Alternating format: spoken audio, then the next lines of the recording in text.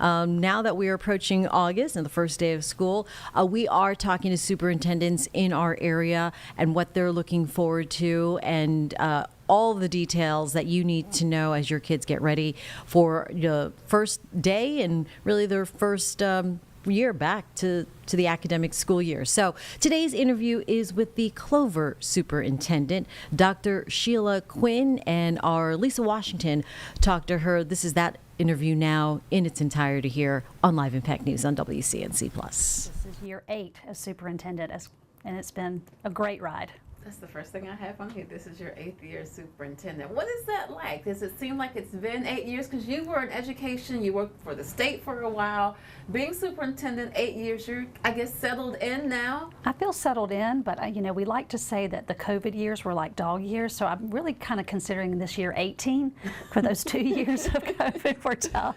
But no, this is home now. My children graduated high school here, and even when I worked for the State Department, I lived here. So this is where I always wanted to be, and I'm just so glad to be serving 8 years in. What are you looking forward to this year? I know you have a lot of things going on in the district, the growth, the new schools coming next year. What are you looking forward to with the start of this school year? Well, a couple of things. Our theme at Convocation this year was all in, 100% committed, 100% together. And so we're really trying to lean into this idea that all kids are successful, all staff can be successful, and we can do it as a family, even though our family is growing. So we're going to be adding high school number 2. It's always hard to go from a 1 high school town to a 2 high school town. Middle school number 3 and elementary school number 8. And so all that will happen as this year rolls through. We will draw attendance lines and we will staff those schools. So as we're trying to say 100% together, we'll also be doing some dividing. And so our theme was really special this year to try to remind us our community will respond if we handle this well, and we've got to be together. 1 school is a lot. Yeah. You're talking about 3 at one time. We were able, over the course of several years, to put money in a building campaign that is funding a lot of the furniture, the fixtures, the equipment. So about $17 million of the new school funding our district saved over time. So that's going to help. But it's just when you double in utility bills and you double sports programs, all of those things will be things that we have to bring in the next year's budget. So the next year's budget is going to be an interesting opportunity for us to figure out how much we can really do to keep costs down, but also fund these new schools. Got to keep the lights on. You got to keep the lights on. And the AC when it's hot. And you're probably going to have to hire a few more teachers. So. For sure. And it's not unique to your district, really to the area, but this is being done in response to the growth. We've had tremendous growth, probably 250 to 300 kids per year for the last 7 or 8 years. Then we had a little bit of a lull this past year as our developments were built out, but we've got 3,000 more homes coming in the next 3 years. So we're going to see another uptick, we believe. And I know that one of the things you've been focused on, I was reading this morning actually as superintendent, is keeping kids engaged. And you said, particularly with the high school kids, like if I can get them through 9th grade, I can get them to graduation. Tell me about your focus and why you put so much importance on that. Yeah, so the state has a metric called On Track to Graduation, and it's something we've been working on here in Clover before it was a part of our accountability. But I'm really proud to say that we had 96% of our 9th graders who earned their English and their math and 4 other credits, so they're on track after 9th grade. And we had 96.1% of our 10th graders who had 12 credits at the end of that year, including their English and math for that 2nd year of high school. So when you are able to maintain kids on track, you can do things like hit a 95, 96% graduation rate, which of course is not only important for us as an accountability to our parents that we're doing the right thing, but it's great for our kids. Wonderful. What are the biggest lessons that you've learned being on the job 8 years? Gosh, that's a hard question because you learn all the time. I think that the biggest thing that I've learned is this about your people. You know, you can talk about strategies and systems, and all those are important. We call them the metrics we're moving. Those are all important, but it comes down to day in and day out. Do people trust you? And when I say people, I'm talking about our staff, but I'm also talking about our community and our parents. Do they have on what we say we are going to deliver, that kids are going to be successful, productive, and responsible, and they're going to have opportunities when they leave us. So when you rely on your people and you take care of your people, they can then deliver for the students. Let's talk about taking care of your people, because Clover did what hadn't been done in the county with the starting salary of $50,000 for teachers. That speaks volumes. I know it's not a one-person effort, but also with retaining teachers, with recruiting teachers, when they see that $50,000, I mean, that's some money. That is, and it's certainly something we'd like to continue to grow on. We have an initiative called Destination District. We want to be a place where people want to come, and so from a recruitment standpoint, but more importantly, they want to stay. So that move was a part of our Destination District initiative. We also did pay raises for all of the other job categories as well. So everybody got a little bit. We did focus more heavily on our teachers that year, and it's something that our board would like to continue to do over time. The other big part of that was, so that's on the front end to start it at 50. We also began to add steps on the top end. So we used to cap out at 23 steps. We've added all the way up to 28 steps. We'd love to take that out to 30 and 32 steps, because we're not going to recruit enough teachers to get out of the teacher shortage. They're just not coming out of college fast enough. We're going to have to keep our veteran teachers. So it really is both of those two things. How does this school year look as far as like staffing positions with teachers, other staff? We are almost completely staffed, knock on wood, because we have had some late retirements here in the summer, or late moves. A lot of teachers will move, get relocated. Their husbands or wives will get relocated. But we're almost fully staffed. We have a couple of special ed positions that we're still trying to interview for. But we really do benefit from our location at the top of the state. We can recruit out of Gaston. We can sometimes recruit out of Charlotte when teachers retire and want to come and still work. So that's a solution for us to be on the border.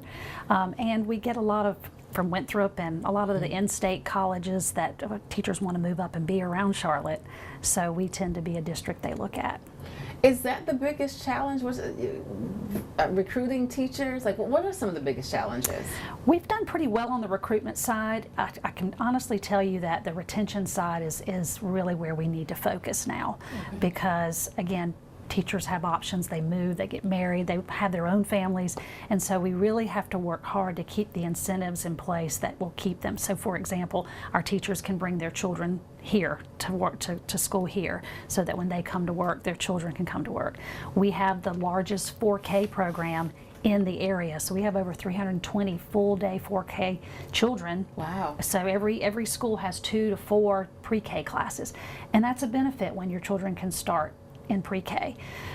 We really, really work hard. We hire more teacher assistants than any district around us, which there's secret sauce in that. When you have support and help as a teacher, you're not alone in the classroom, that's an incentive to keep working here. So those are some of the things we're trying to do to make sure we can retain our staff. That's very important. And as you said, I mean, having teachers who the kids and the parents know, who live in the community, who are from the area, that helps. But as you said, keeping those teachers long term, it's a win-win for everybody, it seems. That's correct. Are there any changes that parents or students can expect for this school year? Anything that the district is doing different that they haven't done before? No major changes. I think the biggest change we're going to have is the attendance lines that will start in August. Okay. So that's been the top of everyone's mind. When are you going to let us know what schools our neighborhoods are going to be zoned for? And our board has a pretty aggressive timeline for that. So we will begin to explain those lines to our community at the end of August. We will spend the entire month of September in focus groups and community meetings to talk about those lines, and the board would like to approve them by the September board meeting. So it's going to be a lot, and it's going to happen pretty quickly. Some of the lines are going to make perfect sense, but you're always going to have people that say, no, I want this instead of that. So. And so when you say lines, just to clarify, you mean like the boundaries with the new schools of where the zoning will be determined which school one will attend? Yes, and it's so interesting because when you have 8 elementary schools, you would think that's really just going to be a certain part of your community, but almost every school's zone is going to be touched. There may be minor touches in some, but almost every school zone is going to change in some way.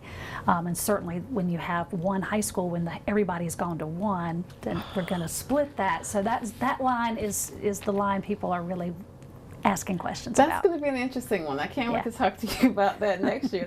That'll be a little different. It's going to be all right. Let's switch gears now and talk about everything that everyone's talking about now, AI. How is that integrated into your school, into the classroom, to day-to-day? Is it something that the district is embracing, or? It is something we're embracing. I will say that we have slow played a little bit in terms of just trying to use it in responsible ways. It's a tool. We have Copilot on our email, and we certainly use it when we have to, write lengthy things, give a speech or things like that. Our teachers are the most creative with it. So in a pre-K class, for example, we had teachers, they teach the children Old MacDonald Had a Farm. The kids learn that tune, and now we're going to study seasons, and you can have AI help you write a song to the seasons to the tune of Old MacDonald Had a Farm, so the kids can continue to sing things that they know but get their different content in another way. So just quick ways that I've seen teachers just employ it so that they don't have to work harder, they can work smarter. Well, let's talk about parents now, because so often we hear from teachers saying, it's important for parents to be involved. We can teach the kids, we can work with them, but we need the parents as partners. Yes, our parents are amazing. Let me just go ahead and say that. Okay. Largely supportive of our schools. We have school improvement councils and PTOs at every school, and that's pretty typical. I have a parent advisory committee that every year we meet with them 6 or 7 times. We co-create what I call the curriculum. I get 3 topics, they get 3 of the things that they need to know more about, and we work together to try to co-decide how we want to work together and make changes in our district. So that has been very, very positive. I find that our parents are really asking a lot of questions about time on devices. They want to be sure that kids are getting good play time as well as device time, and so we tend to have lots of questions and comments about that. Our parents truly support our kids as readers, so we have lots of books that go home, and our parents are very good at helping students, making sure they're reading. So we feel very blessed here with our parent support. So it's not hard to, I guess, find a balance. Parents' rights are so important, but it seems like that's something that you've figured out, well, we've tried to embrace well. it. When cell phones were a big topic, we involved parents in that discussion. Like I said, device time is a new area that they really want to have comments. Controversial topics. So if you want to teach something that's controversial, how are parents informed and given some options about that? And so we've been through all of those topics with our parent advisory group and with our PTOs and SICs. And I think we're in a good place there. You mentioned cell phones. What are your thoughts on the cell phone bans? I'm not sure what your school district's policy is specifically, and how does that work with parents and students and finding a balance with that? Well, so our state passed a law, Free to Focus is what they called it, and so we have a complete cell phone ban. Now when I say that, students can bring it, but it must be put away from the time they walk into the door and the first bell rings until the second bell rings at the end of the day. And so we've always had that at elementary and middle. That wasn't new for us. Right. Now the watches, I think I was telling you, that has been, not being able to get on your watch, that has been something that's been new. High school, it was a bit of a learning curve, so we pulled our discipline reports before the cell phone ban. We had maybe 12 phone infractions. Okay. Guess how many we had last year? Before the ban, you had 12? 40. No, well over 200. 200? So why? Because teachers were enforcing the rules. Okay. Administrators were enforcing the rules. And I would tell you that our kids did really well with it. And actually, when I talk to my student ambassadors, I have a student advisory group, they actually say they like it because they don't have to, like that whole I have to post, I have to keep a streak going. They can go through their school day without that being priority, and they can talk to you. The principals tell me that when they see students walking in from the cars into the building, they'll make eye contact, they'll smile at you, they'll say hello, whereas before they had a phone in their hand. So I do think there's been some benefits. Our surveys indicate from teachers they're very happy with it. So, you know, we'll take on year 2. Hopefully our discipline referrals will go down a little bit. I guess my number actually should have been higher now that I think about it, because you had a lot of kids in your high school. So 40, I think, is probably a bit low to even guess that. Yes. So, you know, it's just it is what it is. We're going to enforce the law. Right. And I think at the end of the day, kids are going to be better off for it. Oh, absolutely. I mean, I don't think there's any parent who will say my kid doesn't get enough screen time or doesn't spend enough time on a cell phone. Right. For sure. What are you looking forward to? What are you most looking forward to? Did you say this is your 34th? 34th year. I always love the first day of school. So my district's small enough that I can get into every school. Now it takes me all day now because we're growing. But the most fun thing about the first day of school is when I open that first car door and that first child gets out, and they always have their cutest clothes on. And they are so happy to be there, and their parents are there. Happy too, maybe for a different reason, but anyway, it's just such a happy day the first day. So I'm looking forward to that. We have our back to school bash this Friday. Okay. Over 60 community partners are there. It's at our memorial stadium, so it's at our football stadium. They're giving out shoes, they're doing haircuts, they're doing school supplies and book bags. Every school has a booth, parents come, there's inflatables, food. It's just a fun end of summer, back into school, kids catching up with their friends, and it's hot, but it's a lot of fun. So I'm looking forward to that. And what about new teachers? I guess that I always think, you know, kids think about back to school, but what about the teachers who might have some jitters? Maybe you're new at this, or it's a different school or a different grade. We are working really hard to make sure our first year teachers have a lot of wraparound support. So we've been really refining curriculum for them, because they want to know what they're teaching has been vetted by someone else and that it's the right thing to do. But we're also doing some things where it's really hard for young new teachers to live in our community because it's expensive. So we are working with and have secured a lot of vendors who are giving 10% off here and some break in rent ideas here. So we really tried to do some things to make our new teachers not have those jitters, to feel like they've got support in everything that they do. So for the parents who are watching this who may never get to have a conversation with Dr. Quinn for whatever reason, what's your message to them who will see this interview? What do you want them to know from their superintendent? I want them to know their children are in very good hands, that we are here for every child to be successful, and if they ever have any question about that or any concern about that, their teacher, their principal, and this office, this administrative office, will always be there to listen and help. The nice thing about being with, you know, a small district, 9,300 kids roughly, is if you email me, you're going to get an email response back from me. I mean, it's not a layered, you know, we're responsive, and I want them to know that and feel confident that we have an open door policy for them. What am I not asking you? Is there anything else that I'm leaving out?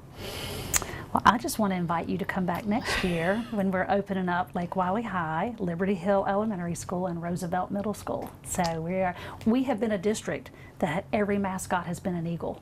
Even even our 2 middle schools are Blue Eagles and Golden Eagles. Okay. So we now will have a Charger, a Patriot, and a Tiger. And that's just new. So come back and experience what that's going to be like. I look forward to it. I can hardly wait. That's going to be exciting. Okay, last thing, I said your message to the parent. What about to the kids? Because some kids watch the news and they're going to see this. What you want them to know from Dr. Quinn? I want them to know that we're all in, and we need them to be all in. And all in is we're accountable to each other. We're going to be leaders. We're going to focus on learning, even though we're going to be doing some things that are distracting, like drawing attendance lines and things like that. We're going to include everybody, so your voice is going to be heard, and we're going to make sure we nurture each other and our kids. So I want our kids to be all in with us. And that was our Lisa Washington talking to the superintendent for Clover School District as everyone in South Carolina gets ready for that first day of school. More superintendent interviews to come on the stream here on WCNC+.